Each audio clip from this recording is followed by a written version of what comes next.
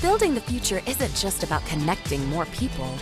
It's about making sure every learner can succeed once they are connected. That future is not only geographically diverse, it's also neurodiverse. And 65% of these learners worldwide still lack adequate support. To change this, SMART partnered with the University of Melbourne on a global research initiative to understand how EdTech can truly empower neurodivergent students. Using a student-centered approach, the study spanned 6 schools, gathering insights from teachers, administrators, and most importantly, the learners themselves.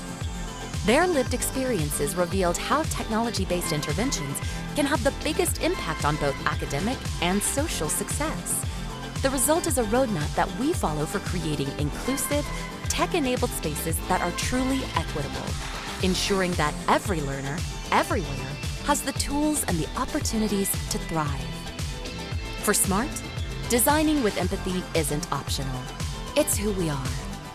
We measure success on what happens next, where everyone has the skills, confidence, and opportunity to succeed in class, in their career, and in their community. To go beyond the expected, learn more at smarttech.com.